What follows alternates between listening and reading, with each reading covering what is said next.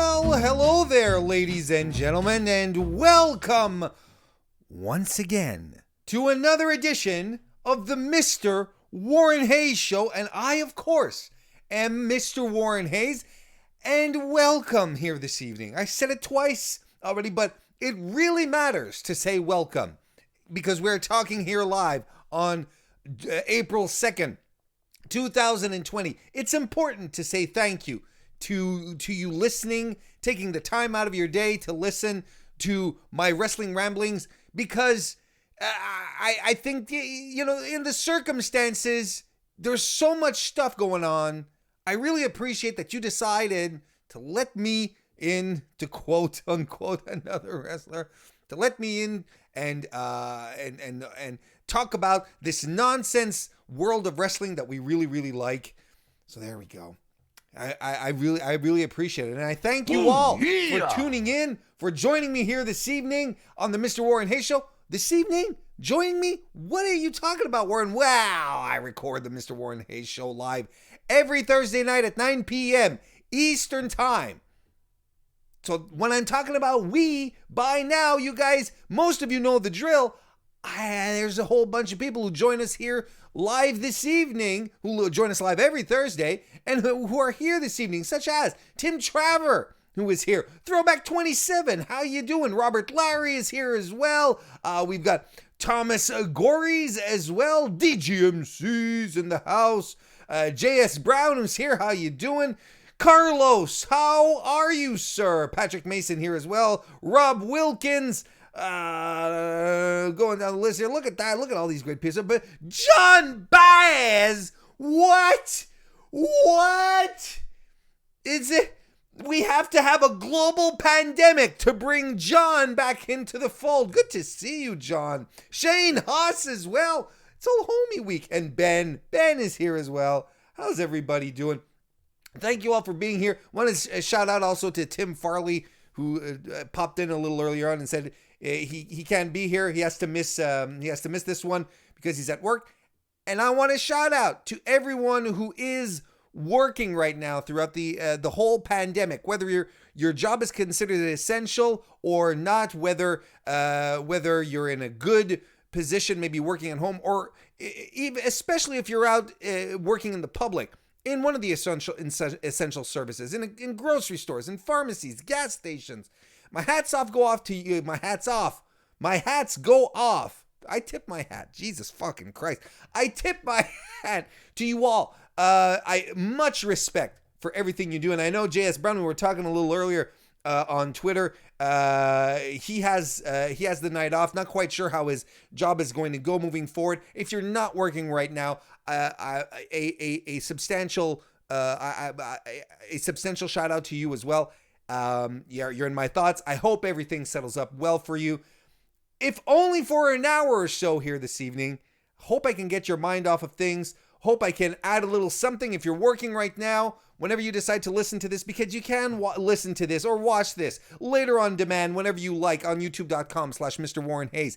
You can do that, not a problem. And if you are, why don't you give the video a thumbs up? That helps out a lot. And maybe you're listening to this on your favorite podcast application, because the Mr. Warren Hayes Show is available on all podcast platforms, or at least a good number of them. Well, I hope that you're enjoying it as well. And this officially, by the way, will be the first episode of the Mr. Warren Hayes Show to be aired on the Smart to Death radio network. My boy Anthony, he decided to bring some of the greatest podcasting minds together. Let's just call it for what it is. Bring us all together and create a network of shows. So there's obviously going to be Smart to Death. There's going to be me. There's going to be the No Particular Angle podcast. There's going to be or there is, I should say, because they're all already on, Queen's Court from Queen of NE, and then there's Mags, who does Badlands, who does Why We Watch. He has like a ton of podcasts. We're all going to be out there. My episodes are going to appear on the Smart to Death radio network on Fridays.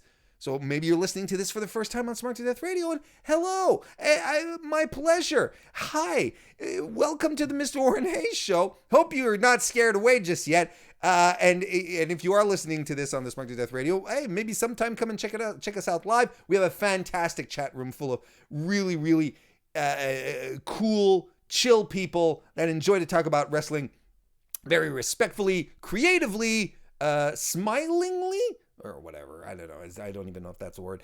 But hey, thank you if you're listening. Thank you for your support on that level. You can also support the Mr. Warren Hayes Show by leaving a super chat if you do want, and I will read your question, statement, comment, mood, emotions online right here, as long as it's not offensive. A good example of a non-offensive super chat was left by our pal Rob Wilkins. How you doing, Rob? I'm here to donate a few bucks to Super Chat and chew bubblegum, and I am all out of bubblegum. Well, there you go. You get a good old classic line in there as well. Thank you very much for that, Rob. You can also show support to the Mr. Warren Hayes Show by joining my Patreon. My Patreon is going to be live, not it's always live, but it's going to be free for the entire month of April. So if you haven't had a chance to take a look at the Mr. Warren Hayes Show, the Patreon, you can go check it out. The content is all going to be free for the entire month of April. Just come in, sign up, go up right up for the $5 tier, the Power Pal tier. That's where all the extra content is. Check it out. Stretch your legs, enjoy it. You've got the whole month, and I'm going to be doing a post stream immediately after this one, of course. That's one of the perks for the $5 tier members over on Patreon. Call Warren is off the clock. Much more chill stream. We talk a lot with the chat. It's a lot, extremely interactive, a lot of fun. And today I'm going to be talking about Stone Cold Steve Austin and Kylie Ray. So come and join me and we'll talk more wrestling there. I also have a t-shirt shop if you want to go check that out. That's at tinyurl.com/WarrenShop. Whoo! And I'm going to be doing a lot of Fightful stuff over the weekend. I'm going to be, of course, over on Fightful for the post-SmackDown show tomorrow on Friday. And I will be on both WrestleMania post shows on Saturday and Sunday with Sean and Alex Pulowski. So hopefully you guys will be able to tune in there. Look at that. We've got Aaron J's fan who's here as well. We've got the world's most handsome mod. Blaine Mendoza is here as well. Scott Frame. Hawkeye is here as well. Look at that. My God, we have a great packed house. I'm so happy to see everyone. Wednesday Wrestling Wars. Look at that. Who's here tonight? One of our a champion trivia person. It's a that was an outstanding performance a couple of weeks ago. We're not doing trivia tonight though. We're going to take a little break, but you got to keep it special, right? You got to keep it a little something about it. Yeah. Boy, have I been talking a lot without really talking about anything. Let's let's go right ahead and talk about the weekly wrestling inspection.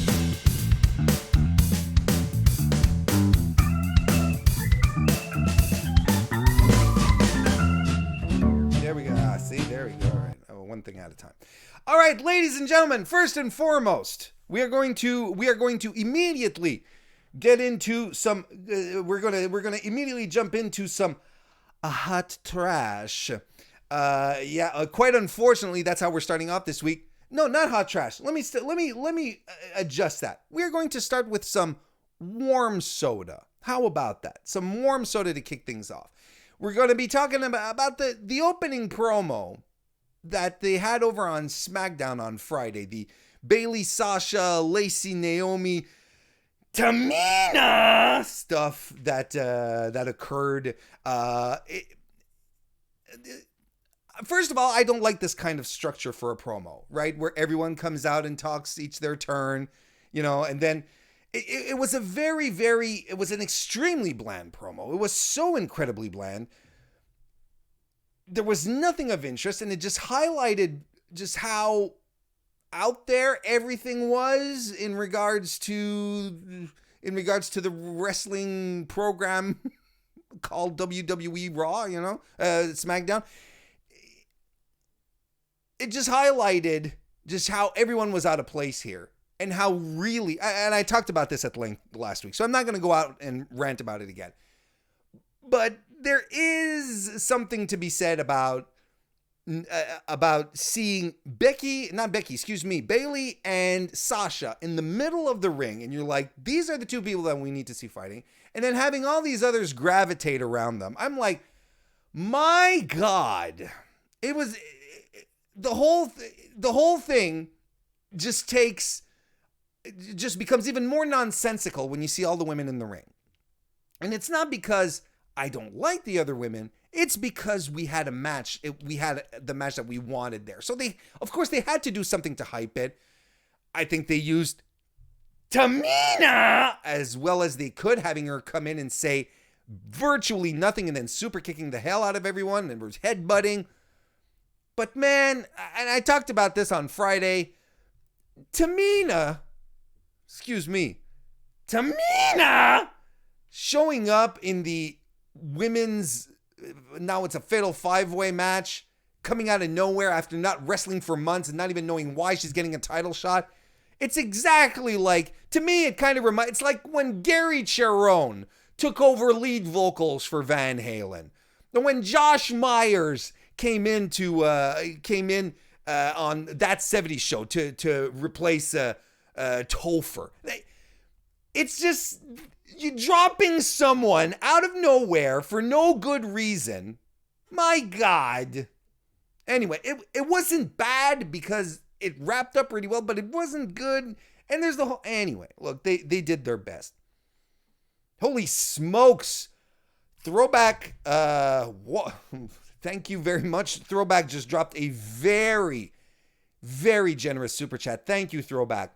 He says, with Mania this weekend, what storylines are you looking forward to? What do you think SummerSlam? Do you think SummerSlam will be great still? What do you think WWE should do if they run out of content from the tapings?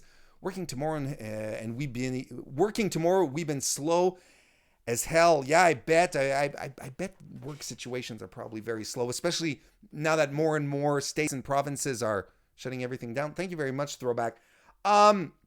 Okay, let's go through your questions. Mania weekend, what storylines am I most looking? Look, without a question, without a shadow of a doubt, Otis versus Dolph is what I am most looking forward to this weekend. That is absolutely the match I'm most looking forward to, because it's the one story that's been properly built going into WrestleMania. They've been running this since the start of the year, right? Or at least just before the holidays, right? Yeah, because there was the gifts and everything. They've been running this storyline since December, and they've maintained it. It's been interesting and fun, relatable, cool. I love the twist they did 2 weeks ago with Otis beating the tar out of everyone. It was a good one. So that's really the one I am most looking forward to. I think Sami Zayn and Daniel Bryan is a sleeper. The fact that AJ Styles is excited about the Boneyard match, which he said on his stream on Mixer, he said that he was very excited about it. Makes me excited for it. I'm crossing my fingers that we're getting some sort of wild kind of Lucha Underground-esque stuff. So touch wood. Do you think SummerSlam will be great still? Sure. I wouldn't see why not. In the context of what we're doing here, of what's going on here in the world, sure. SummerSlams have always been hit and misses, like most WWE pay-per-views have been. If memory serves me right, SummerSlam last year wasn't all that great. But I like, all I really remember off the top of my head is Becky versus Natalya, which I thought was a good match. But yeah, I mean, there's no reason. And I mean, if that's their first big live event post-coronavirus, considering that everything is back in order, I think WWE is going to give it a little extra oomph. I think, what should WWE do if they run out of content from tapings? Look, it's really, really simple, and it's not my idea. I've heard a couple of people pass this one around, and I think this is the best idea that WWE could do moving forward here.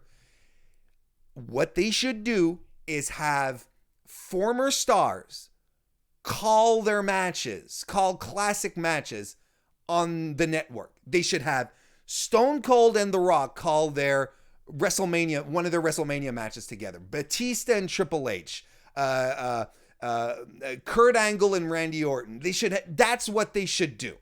They should have wrestlers who have a past, who have great matches from the past, sit down and call their matches. That would be awesome. And everyone can do it from home with a Skype set up, and everyone can, no one gets infected, everyone stays safe, and yeah, there you go. That's what I think they should do. and it's easy content. It'll be interesting content on top of that. There's a way for you to put on old matches, old pay-per-views, old Raws, whatever you want.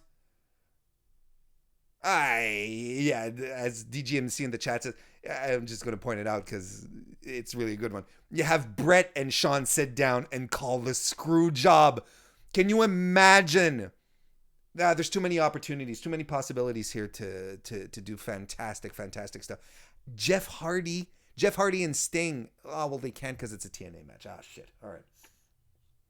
The night that Jeff was in no condition to wrestle, just walk us through it. That's not going to happen. Anyway, thank you again very much for the extremely generous super chat. Throwback. I'm humbled. I appreciate it. Okay, so back to the labeling, the hot trashes and stuff. Hey, let's give some hot trash. You know what I'm gonna give some hot trash to? I'm gonna give some hot trash to Shinsuke Nakamura versus Drew Gulak from SmackDown last week, and I'm gonna tell you why. I'm going to tell you why, and it's not because I dislike Shinsuke Nakamura, and it is definitely not because I dislike Drew Gulak. You guys know how much of a Drew Gulak fan I am. That's the problem, is that I was looking forward to this match. This was a match that WWE had hyped the Friday before, plus gave it WrestleMania stakes. If Drew wins this match, Daniel Bryan gets a title shot, an IC title shot against Sami Zayn at WrestleMania. I'm excited for this. Like, Drew Gulak, he's hungry. He has some TV time. He can wrestle. He's good. You put him with Shinsuke. Maybe that'll light a fire under Shinsuke, and we'll have a really good back and forth match. Some mat stuff, some submissions. No, that's not what we got. We got 5 minutes of absolute nothing. Nothing. And this should have gone on for longer. They should have put a commercial break within it because it had stakes, because it was hype. It was hyped the week before. WWE doesn't do planning. It doesn't plan ahead of time. And when they do, this is what they do. They decide to not give us the match that we were expecting, that was advertised. Why give it stakes in the first place if you're just going to have it last 5 minutes? This was severely disappointing. Glad that Daniel Bryan's getting the match at WrestleMania. I don't think there was any doubt in that. We're being perfectly honest with each other. Am I right? But holy cow, folks. Holy cow. That's unprecedented junk. Unprecedented junk. All right, so let's see over here. Let's move on to Cool Beans then. Cool Beans here. Listen, the promos that WWE has been giving us over the past few weeks have been outstanding. Look, if anything is to be learned from the Performance Center era, let's call it that now, in WWE, it is how to deliver meaningful, captivating promos.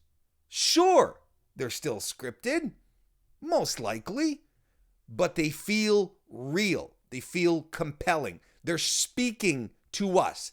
Everyone who has been cutting promos, let's say 90% of the promos that are being cut, have all been extraordinary. Randy Orton, Edge, AJ Styles, Undertaker, Kevin Owens cut another killer promo on Raw this week. Seth Rollins had a great one 2 weeks ago. Everyone has been bringing their goddamn A game. It has been remarkable how great they are. So yeah. I mean, yes, this is absolutely fantastic. Absolutely fantastic work that they've been doing. I can only hope that whatever formula they've developed for these promos here, that they continue to carry over. Because I've said it before on this show, and I'll say it again. Should WWE successfully nail the promo, right? So should WWE successfully nail the promos in their shows, I don't think there'd be much. They'll be unstoppable if they can start delivering promos, extraordinary mic work week after week. That's still my take. Let's keep the cool beans going. We're going to talk about the Street Profits and Kevin Owens versus Seth Rollins and Angel Garza and Austin Theory showing up on Raw. I thought this was a really fun match. I thought it was really good, and I thought everyone worked their part. You know what I like about the Performance Center era is that, and even in AEW. The wrestlers that are there that are heckling to a certain extent, that are calling stuff out, they're part of the show. They're making the show more interesting. They know that the audience isn't there. They know people aren't there, but still they're trying to make something out of it. So when you have Kevin Owens, who's in the ring, telling Montez Ford, saying, and I think it was about Seth Rollins, he's just shouting out from the corner to Montez saying, "Hey, he's going to try to kick you. I can tell by his stance." It's fantastic stuff. It's amazingly meta, but I loved it. I thought they had a great opening sequence. Dawkins taking out Theory and Garza until he eats a Seth Rollins super kick was great timing. And of course, there's Montez Ford's bump, where he fell flat on his back doing a top rope senton, a tope con hilo. Jeez, thank you, Warren. That was remarkably disturbing. But we sort of found out what the issue was here. It was Montez bounced off the ropes and was supposed to be tripped. Apparently, Seth Rollins missed his mark. He was a little late. So Montez, the pro that he is, runs into the ropes and says, "Well, to hell with it," and he dives. But Austin Theory was the recipient on the, or at least was the intended recipient on the other side. From what we're told, he tried to get into position, like he wasn't expecting it, but he saw him coming, and he tried to get into position and couldn't make it, and that's why Montez landed like that. So, apparently he's okay though. Good old Montez, made of rubber, I guess. That's good for him. That makes me happy.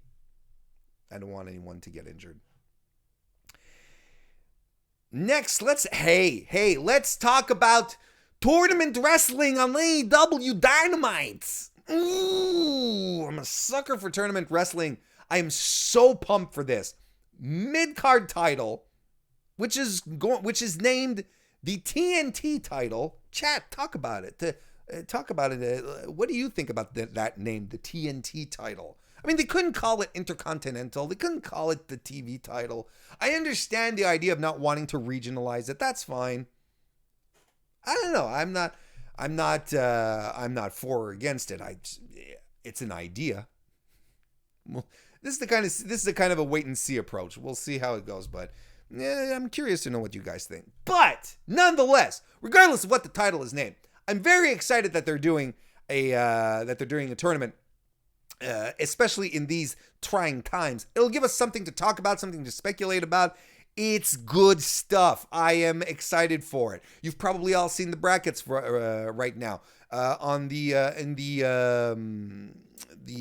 first four brackets, you have Shawn Spears versus Cody. Then you have Sammy Guevara versus Darby Allin.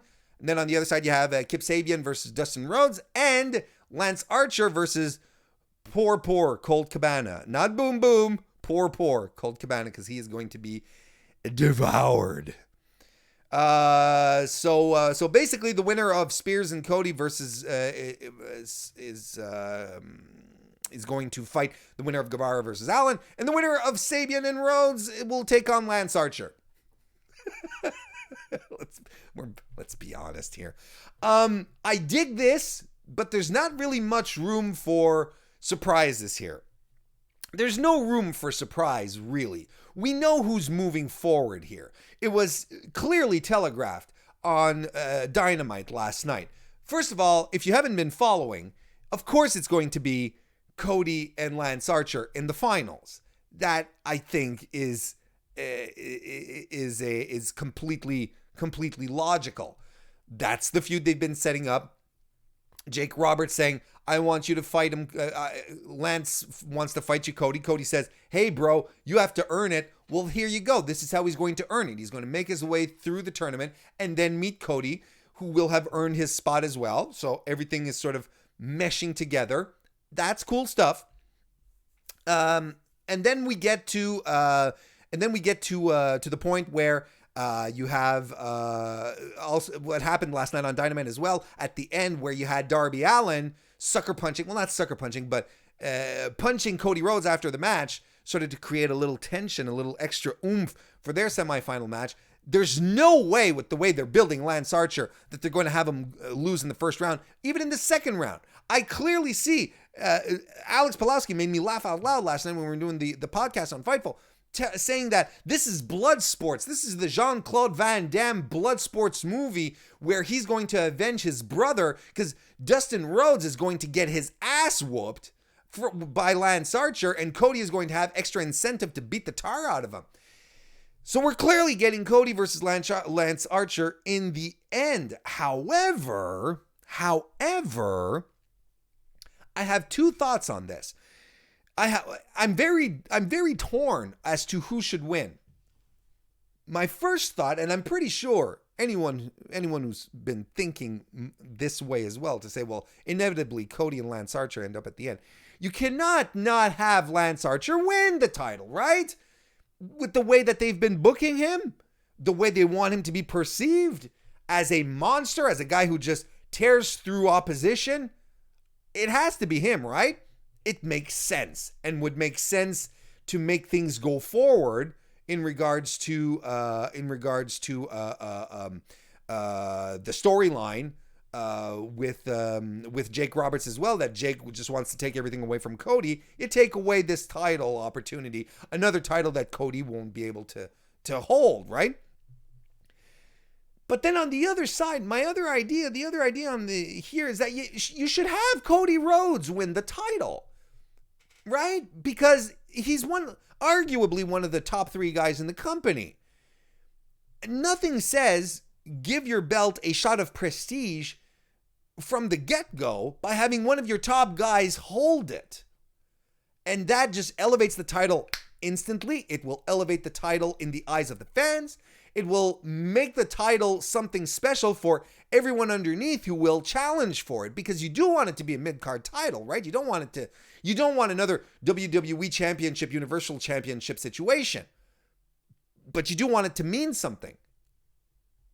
To me, it'd make sense to put it on Cody as well. So I'm torn as to what should happen, but I think we're in for a fun tournament. There's no way Guevara versus Allen is going to stink. Cody and Allen should be great as well. I'm really interested in Kip Sabian versus Dustin Rhodes. Dustin's been pulling out some fantastic matches. I'm excited to see how things are going to go here. Very, very, very much looking forward to it. I love me some tournament wrestling. I want to say hello to JPQ of the No Particular Angle podcast and Jamie Small as well. How you folks doing? We're going to keep the Cool Beans train going, and we're going to talk about Kenny Omega versus Trent, which opened AEW Dynamite last night. Match of the week. I loved it. I thought it surprised me. It surprised me at how physical it got. It was nice and violent and strong. Trent did the springboard moonsault to the floor, and I really love. See, this is what I like about the empty arena stuff. When Kenny Omega was doing the Rise of the Terminator, and so started running, and you had all 3 of the best friends out on the floor to take the bump, essentially, to catch Kenny, and you heard the hecklers in the audience going, "Move out of the way!" That was fantastic. Fantastic stuff. And Trent then started to play dirty, working on Kenny Omega's broken wrist. But then Kenny Omega flipped it around. He was like, oh yeah, you want to do this? I'm going to play dirty as well. They started brawling on the floor. Kenny hits a German on the floor. He even buckle bombed Trent into a post. Omega hit a leg hook neck breaker as well. Trent with the half and half. And a good old-fashioned pile driver. Not a tombstone. A good old-fashioned pile driver by Trent. I dug this match a lot. You'll probably hear about it in May when I start talking about my favorite matches in April. Hell, I hope we get more matches. Not that the matches stink right now, but I really hope we get more and more matches. Next, let's talk about the Brody Lee stuff. I don't remember if I talked about... Yeah, I did talk about the Brody Lee stuff last week with the hints to Vince McMahon, right? Well, hell, he's leaning into it, ain't he? And I'm okay with that. I mean, it's like I talked about on the podcast last night. You know, when authors are asked, you know, what do you write about? And authors most of the time, 100% of the time, will say, I write about what I know. And that's pretty much true. That is the truth. And this is what Brody Lee is doing. He's developing a character based on what he knows. He wants to play a megalomaniac, deluded, angry boss type character. Hey, if this is what his interactions with Vince McMahon brought to him, I'm fine with it. And we're smarks. We're smart fans. We understand the references. But there's a whole bunch of audience out there who don't necessarily get it, and they just see him as a crazy cuckoo guy. That's fine. We don't have to harp on this too much, because you know what? It's working and he's making it his own.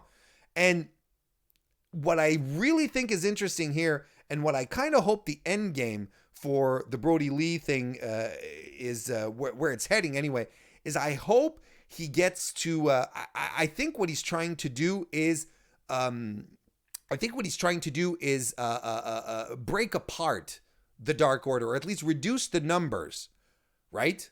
I think that's what he's trying to do, because he's asking a guy to say his line. He says, no, get out of here. Another guy's yawning, no, get out of here. Then during the match, he goes and beats down one of the losers from the putties who went and fought for the Dark Order. He goes and beats them up. I think he's done with the strength and numbers thing.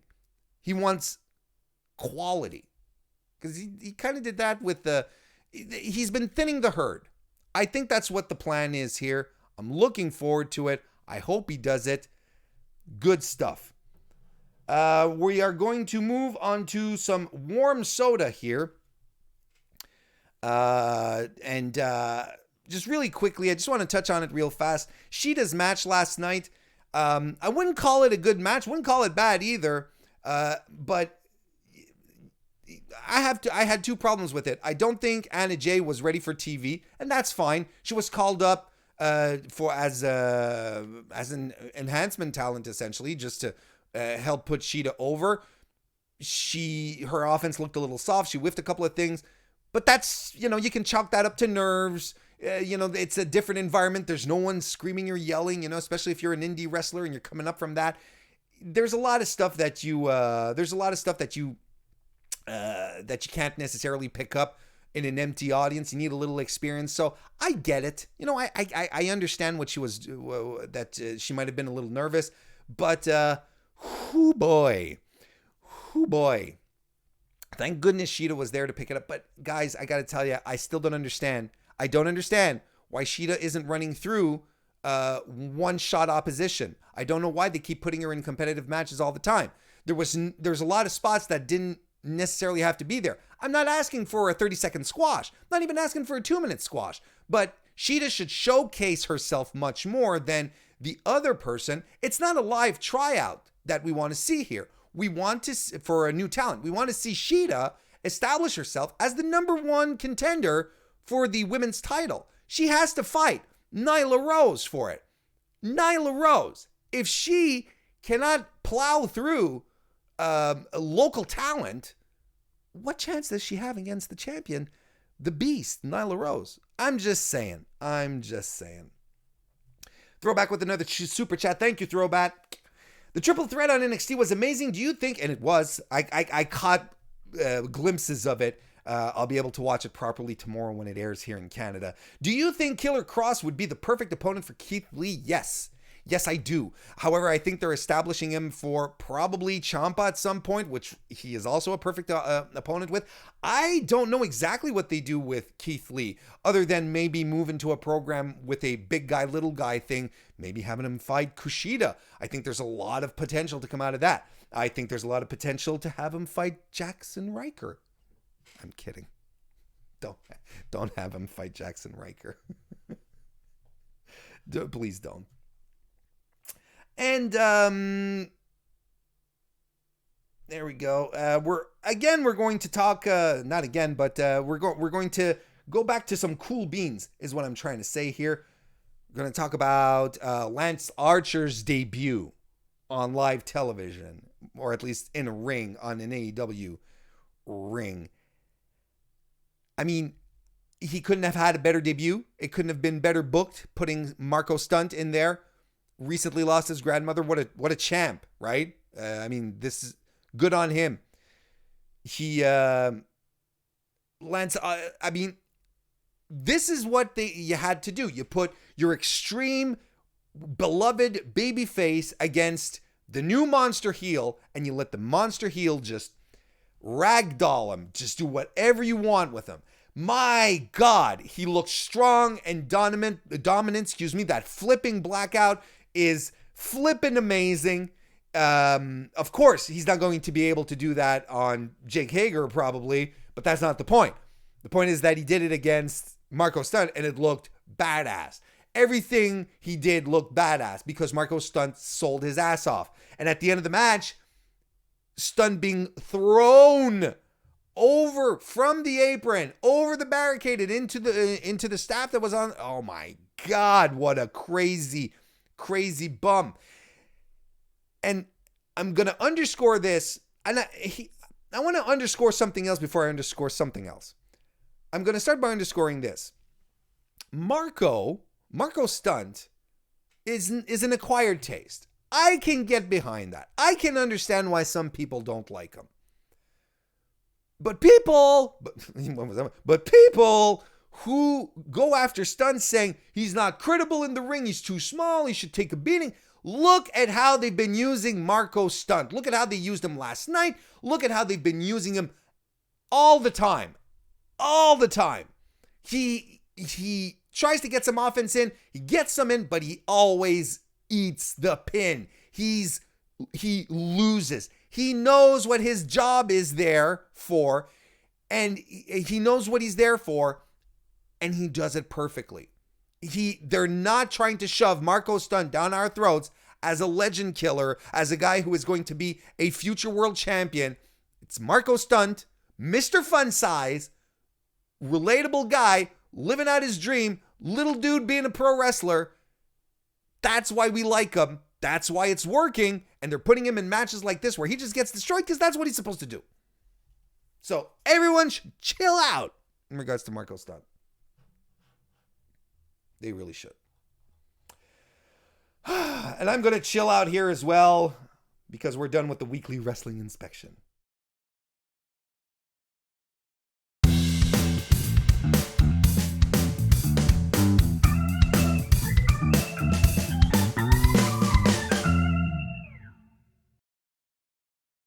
Oh, there we go.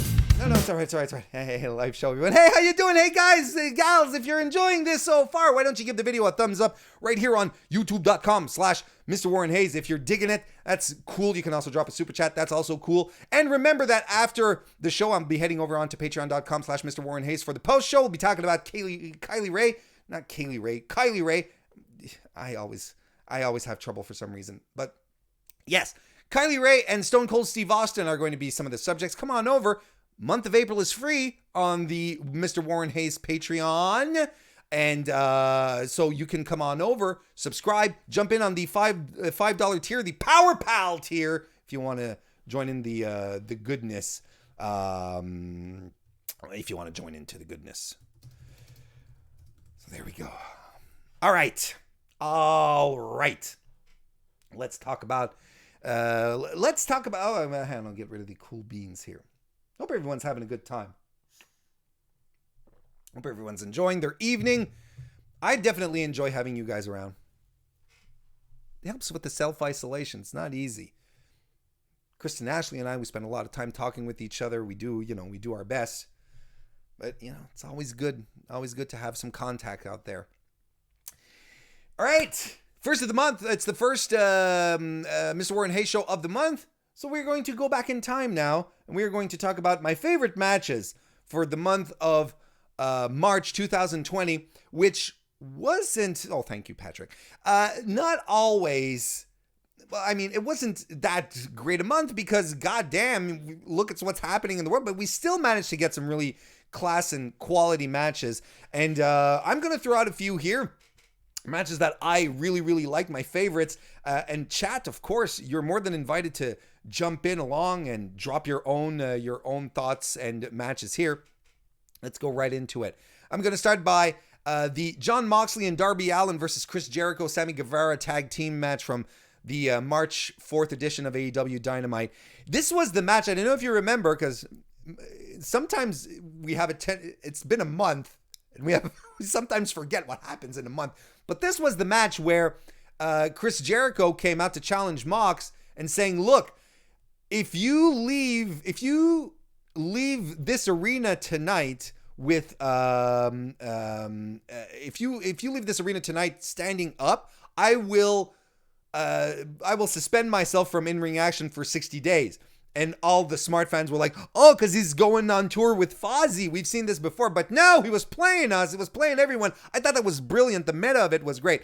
But the match was so good because Mox gets taken out by the Inner Circle, right? He takes a beating outside of, like in the concourse of the arena. And Darby fights alone for most of the match. But he's resilient. He takes everything. He hits a lion salt on Jericho. The pop that Darby Allin got when he started open hand slapping Jericho. This kid is we're redundant at this point. And you guys can tell me in the chat, Warren, you're a broken record, Warren. But he's a bloody star. He is a star. People are into him. He is over like crazy. His suicide dive, of course, every time was nuts. And he got his own hot tag during this match as well. Do you remember that? Where he was in the corner reaching over for Mox. He wasn't there. He was like, and he taps himself on the back and then gets into his own hot tag. He does a coffin drop to the outside onto the entire inner circle. His over-the-top stunner. He coffin drops Sammy, but he eats a Judas effect right on the side of the chin as he's doing a suicide dive. Remember that? Jericho just boom. I thought he was dead. Anyway, the match ends. Mox comes back in, right? And then he gets attacked by the Inner Circle and gets shield bombed off the stage through a table. This was a great match. The action was fantastic. Sammy Guevara was impeccable in this. He and Chris Jericho had such chemistry. I think they really do enjoy each other's presence a great deal because they're just magical together. They have great chemistry. Fantastic match. Absolutely fantastic match. If you haven't seen it, it is worth your while to go check it out. And watch the opening angle and then the final match. It was good stuff. Daniel Bryan versus Drew Gulak at the Elimination Chamber on March 8th. Boo! Ooh. That was what I needed. Yeah. Oh, that to me that's the equivalent of a cigarette after some sexual intercourse. That whole match. It was a match for wrestling nerds. Let's be honest. It was fantastic. They focused on their mat game and submission at start. It paced so perfectly. There was some great one-upsmanship, because without driving the nail home, like really, really hammering it home, Daniel Bryan came into this match a little unprepared.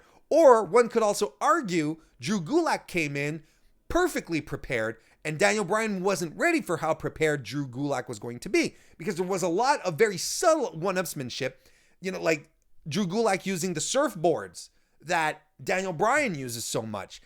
The pace was steadied, got really quick, and what was fantastic was that the audience was into it. This was a wrestling match. It wasn't a goofy fight. It was a wrestling match. That's what this was. I thought this was absolutely fascinating. Absolutely fascinating. A great match. Best match on the card. Could make an argument for AJ Styles versus Aleister Black, which was also great. But this was special. I really, really liked this match. Next we had the next match that I really liked this month. We're going back to AEW Dynamite, March 11, Jurassic Express versus MJF and the Butcher and the Blade.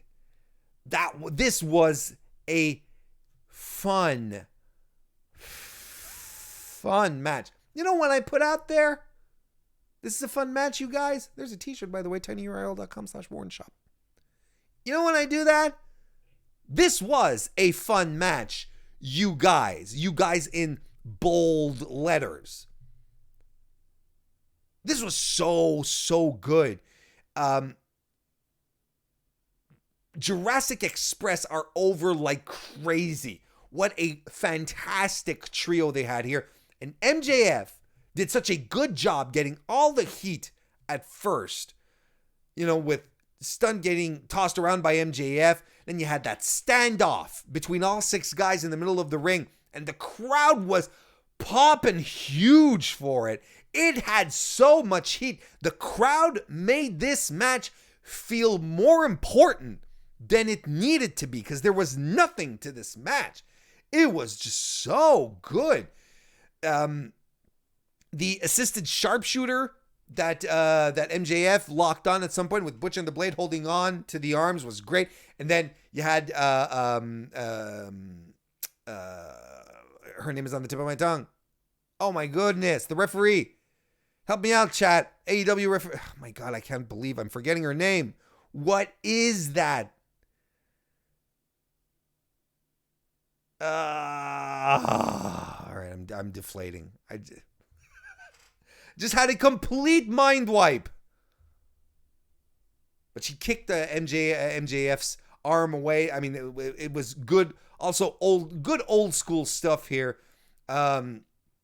The Aubrey Edwards. Thank you, Patrick. Jesus, Aubrey Edwards.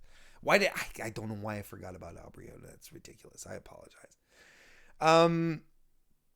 It was all really good. Marco was really pumped up and he got super aggressive at some point. He was like, "Nah, I'm not done. I'm done taking shit from everyone in this match. I'm done." And he was super pumped. He even shoved Jungle Boy at some point because Marco was stomping on MJF in the corner, and Jungle Boy came to take him off. He was like, "No, man." And he shoved Jungle Boy and he started directing traffic. But Marco tapped to the salt of the earth, because that's what Marco does. That's his job. What a good, solid match this was. Butcher was amazing as well. Everything connected. This was a fun match. Your quintessential fun match, you guys. That was it right there. And my last favorite match of the month of March 2020 was B. Priestley versus Will Ospreay, the No Fans Monday match on March 16, 2020, that aired on YouTube. Was Wrestle Talk who was behind it.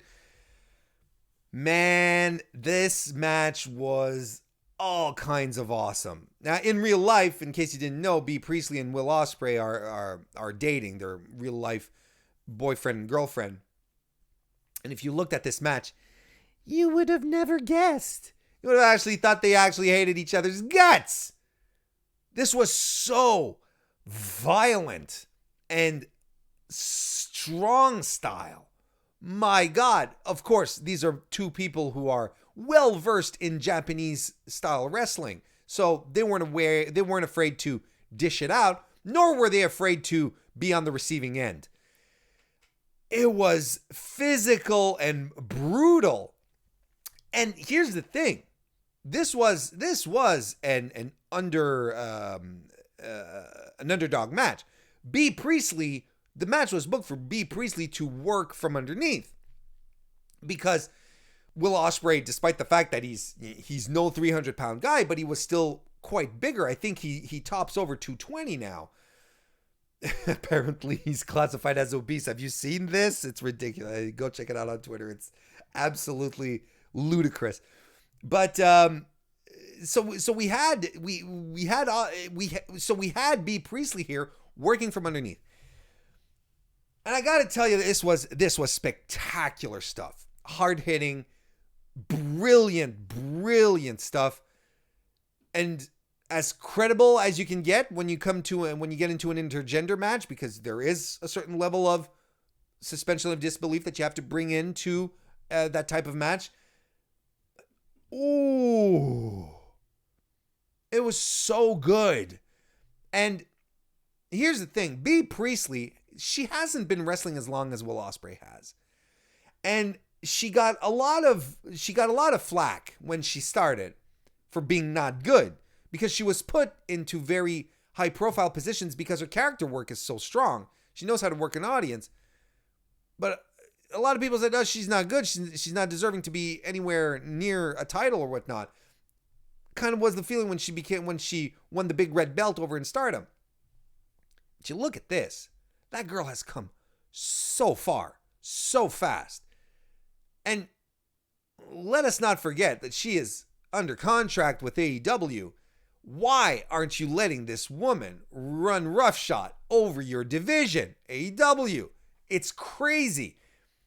If you want to give a match that people will stand up and cheer for, you put her and Shida in a proper 15-minute banger, and people are going to go nuts about it. It has instant match of the year appeal. And you look at her go here and look at what she's done in AEW, and you really have to wonder how the matches are produced in AEW for the women. I'm talking about how they're being produced, how they're being handled, because she was absolutely fantastic in this match. And there's no reason that she could not be, that they couldn't just unleash her more. It was fantastic stuff.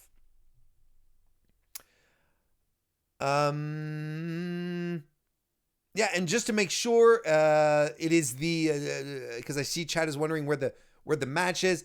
It is on YouTube, on the Wrestle Talk YouTube channel. You look for No Fans Monday, aired on March 16, 2020. You'll definitely find it. It's still there on YouTube. You also have David Starr, who wrestled a real good match as well on the card. It was a fun event. It was really, really good. It was good stuff. So do check that out. And even though it wasn't officially a match from March, Pro Wrestling Eve have been putting out, I think on a weekly basis. I'm not quite sure on the frequency. I think it's on a weekly basis. They've been releasing free matches from their archive on their YouTube channel. And last week they released Kylie Ray, not Kaylee Ray, not Kylie Ray Warren.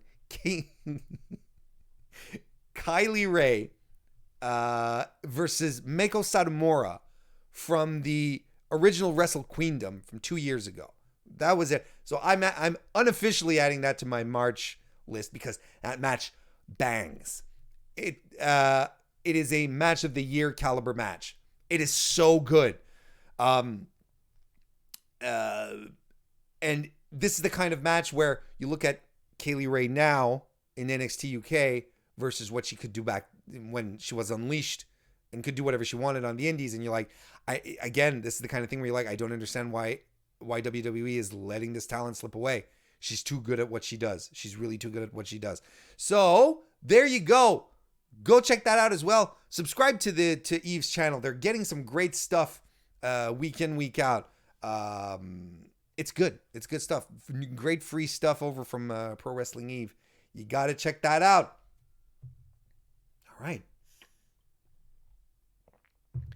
We are going to talk next about Teddy Hart. You've probably heard all the news right now regarding Teddy Hart. The former MLW, he's been around the block. Teddy Hart was arraigned on last Friday, following an arrest last Thursday in Richmond, Virginia, where he is facing a charge of strangulation resulting in wounding bodily harm. And that's a class 6 felony carrying a minimum penalty of 5 years in prison within the state of Virginia.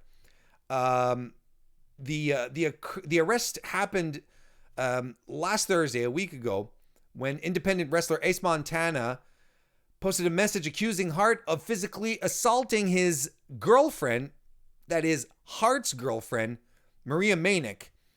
I can read really quickly what Ace Montana wrote. He said, "I literally pulled my gun on Teddy Hart and threw him out of my friend's house. This piece of shit literally choked out and physically assaulted Maria Manick and would not let her go and would not let her get help. She texted me, 'I'm in danger.' Never did I think I would meet a piece of shit like this guy who has now been arrested with a felony against him." And Montana also recorded him getting Teddy Hart off of the property. Now Teddy Hart is not he's always been referred to as, oh, he's an eccentric. He goes to wrestling shows with his cats. He's a cuckoo guy, right? Sure, to an extent, but this isn't his first run-in with the law in any way, shape, or form. In 2014, he was arrested. He was wanted on sexual assault charges involving 2 women, and those charges were dropped. He was arrested in 2017 in Texas and was charged with DUI, evading arrest, and taking a vehicle without the owner's consent. Those charges were also dropped later on. And 2020, you think this was actually, his arrest last week was the 3rd time he's been arrested in 2020. In February, he was arrested in Virginia, charged with possession of a Schedule III substance with the intent to sell or distribute. And a month later, he was arrested again for violating the conditions of his bail because he was under house arrest, but he was walking around. And then this shit happens. But then on top of that, these are the facts. These are the factual things. These are the crimes that he has been charged with or arraigned clearly at this point. But there's also the situation with one of his former girlfriends, Samantha Fiddler. She was a mother of 3 from Edmonton, Alberta. She disappeared. She's been completely off the grid for 4 years. And she had 3 kids. She wanted to be a pro wrestler. She met Teddy Hart, started having a relationship. He took her to be trained in Florida. And guess where Teddy Hart took her to be trained in Florida? At Chase and Rance's school.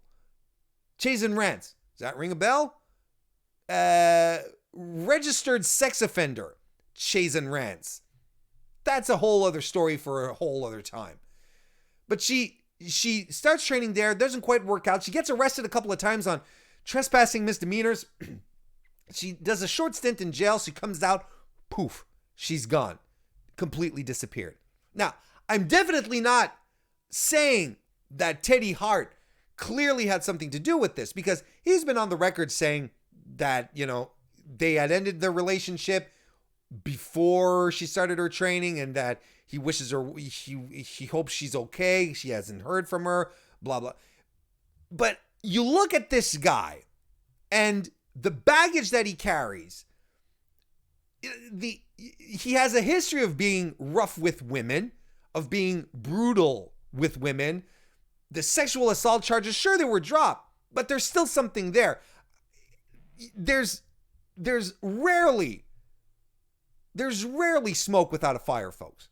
And again, I'm not saying that he had anything to do with her disappearance, but this all creates a very clear portrait of what kind of gentleman, and I use that term extremely loosely, in regards to Teddy Hart.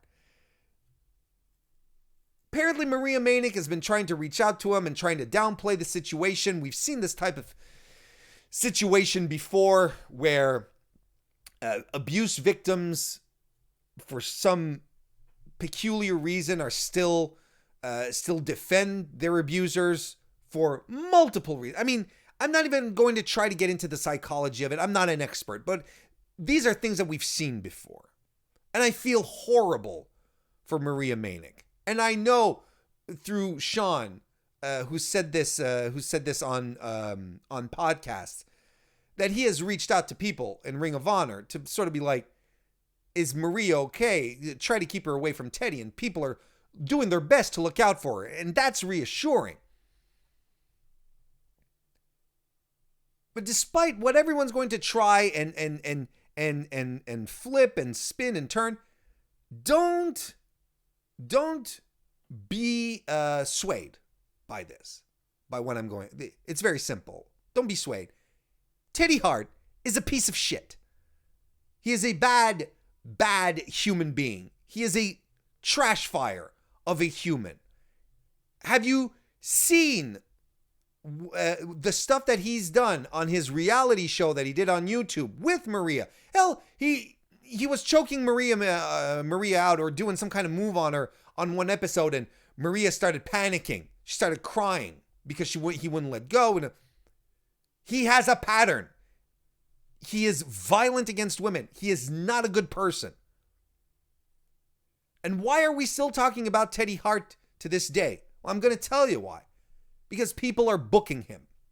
Because people are still giving him a job, at least up until this point. He was with MLW for a while, the New Heart Foundation, right? It's garbage.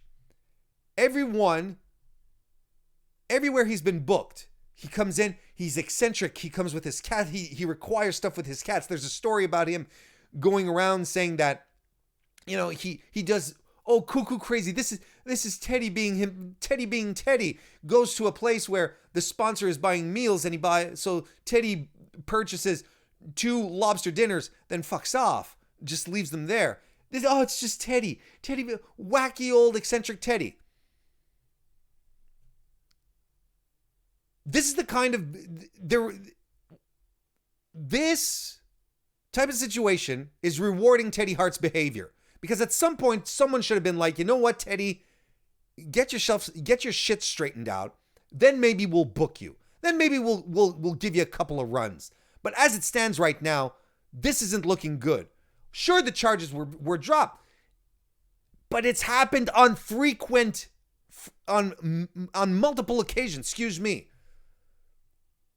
So whoever continued to book Teddy Hart and give him work and go to him for training has been enabling him to continue what he's doing, because everything he's done has been without repercussion.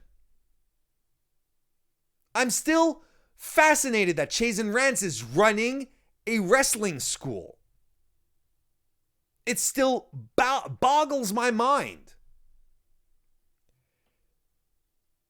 In the 80s, you had Art Barr, who was a wrestler on the rise, who was a guy that was pinned to be a superstar, who was having fantastic matches. He raped a girl.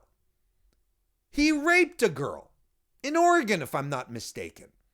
And he was convicted. And he issued an apology. And the territories kept booking him. You got a rapist in your midst. Yeah, he's a great talent. But they just kept him around. Back then, there was kayfabe to cover all this stuff up. For all the good that people like to think kayfabe does for wrestling, kayfabe was a code of silence, folks. Don't ever think that it was anything less than that. It was a code of silence where you shut up about what happens in the business, where you can't go and talk about what happens in the business. Because if you do, you're going to get blackballed. You're not going to work anywhere anymore because you let people peek through the veil. So it was a method for promoters, mostly promoters, to get away with ridiculous shit. We're not in the era of kayfabe anymore. Kayfabe is effectively dead. For good or ill. But I think there's a lot more good in that regard. There is no reason for Teddy Hart to continue to have a career in professional wrestling. He is a garbage human who should not ever have another booking in wrestling ever again. Otherwise, we are going to see things repeat. We're going to see behaviors come back, and we are going to see very sad stories that happened to other wrestlers in the past occur again. We are in an era with the internet, with cameras on phones. Excuse me, I don't want to sound like an old geezer with my camera phone thing. But we're in an era where we can document and capture all sorts of events, relate them, and let this knowledge be transmitted. There is no reason for Teddy Hart to be hiding behind anything. And it's not just a question of Teddy being Teddy, being the wacky, goofy guy with all these outrageous requests. He's not a good person. And I think that as fans, we deserve to have good people entertaining us. I think we deserve to cheer for good people or boo even for good people. A good heel is a good heel. Doesn't mean they're an awful human being. This is just, it's completely unacceptable. This is a story that I hope gets settled very quickly, to be perfectly honest. I hope it goes well for everyone. And I hope Teddy Hart disappears from the world of wrestling.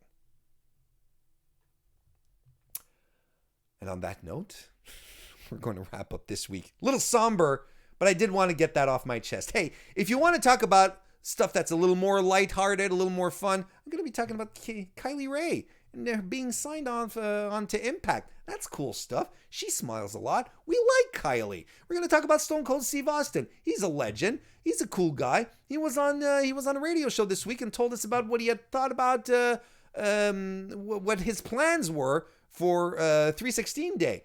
I'm going to talk about that. It'll be nice. On the post show. I'm doing that in just a few minutes after I wrap things up here over on patreon.com/MrWarrenHayes. Again, April is free. So come on over. Join in. It'll be a good time. So thank you. Thank you all so much. I want to thank everyone for coming in this evening. Thank you.